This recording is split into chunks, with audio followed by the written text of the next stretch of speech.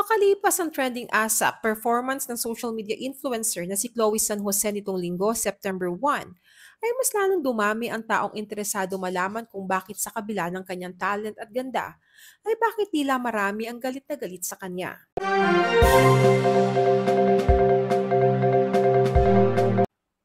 Si Carlos Edriel Caloyulo ay isang pambihirang atleta na nagbigay karangalan sa Pilipinas matapos magwagi ng 2 gintong medalya sa 2024 Paris Olympics para sa artistic gymnastics.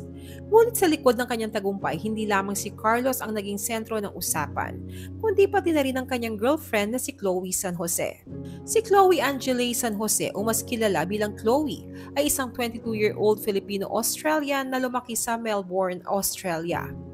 Marami ang sumusubaybay sa kanya online bilang isang social media influencer. Kung titignan ng kanyang social media accounts, aabot ng milyon-milyon ang pinagsamang followers ni Chloe, kung saan karamihan sa kanyang content ay tungkol sa fashion at mga videos nila ni Carlos. Ngunit lingid sa kaalaman ng marami, kasalukuyan ding nag-aaral ng nursing si Chloe, habang patuloy na gumagawa ng contents bilang isang social media influencer. Samantala, nagkakilala sina Carlos at Chloe noong 2020 matapos mag-reach out si Chloe kay Carlos bilang isang fan sa Twitter.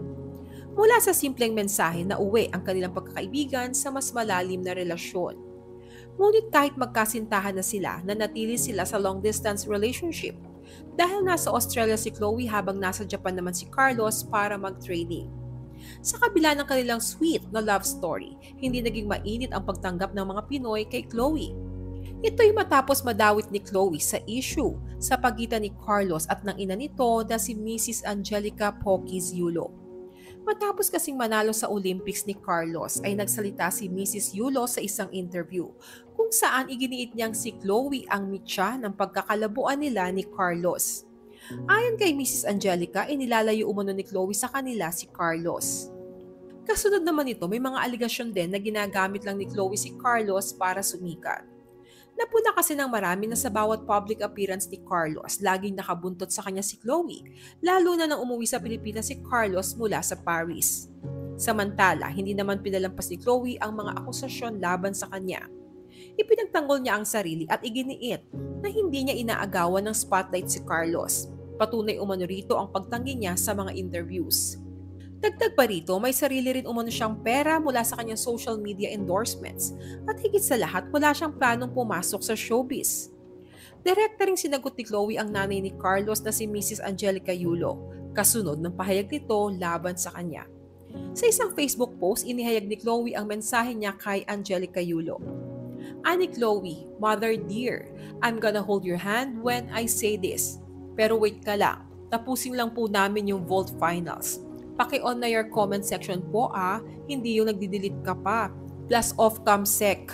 Kasunod nito, ginamit ni Chloe ang pahayag ni Angelica kung saan mas sinuportahan at bumili pa ito sa pambato ng Japan sa gymnastics kesa sa anak niyang si Carlos. Ani Chloe, Japan pa din talaga, lakas. Ba't malakas din naman si Carlos Edriel Yulo?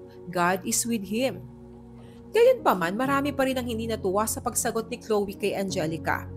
Para sa maraming netizens, dapat ay igalang na lamang ni Chloe si Angelica at huwag nang patulan ng mga issue, lalo na't ina pa rin ito ng kanyang nobyo. Ngunit may mga sumusuporta rin kay Chloe dahil sa kanyang tapang at pagiging supportive girlfriend. Sa huli, naiiba man ang pananaw ng bawat isa kay Chloe. Hindi may kakailang malaki ang kanyang papel sa tagumpay ni Carlos sa Olympics. Dahil nang hindi ito sinuportahan ng kanyang pamilya ay hindi siya iniwan ni Chloe. Mismong ang president ng Gymnastics Association of the Philippines na si Cynthia Carrion ang nagsabing mabait na girlfriend si Chloe, kaya botong-boto siya rito bilang girlfriend ni Carlos. Sa katunayan, sa isang panayam ng DWIZ, ibinunyag din ni Cynthia na nagpaplano na raw sana si Chloe ng isang dinner kasama ang pamilya ni Carlos para maayos ang anumang hindi pagkakaunawaan nila. Ngunit hindi raw ito natuloy matapos ma-discourage ni Chloe dahil sa mga binitiwang pahayag ni Angelica laban sa kanya. Samantala, sa isang recent interview, nilinaw ni Chloe na pansamantala lamang ang pamamalagi niya sa Pilipinas at uuwi rin siya sa mga susunod na buwan sa Australia. Pero this time, kasama na raw niya si Carlos. Sa isang episode naman ng YouTube program ni Christopher Min ay napag-usapan na may isang reliable source ang nagsabing sa Australia umano magpapakasal sina Carlos at Chloe. Samantala, sa kabila ng madaming bashers, ay tila iyon pa ang naging tulay kung bakit mas lalong sumisikat at matunog ang pangalan ni Chloe ngayon. Katunayan ay mabilis na nag-trending ang kanyang ASA performance last Sunday, September 1, kung saan kinanta niya ang Havana by Camila Cabello.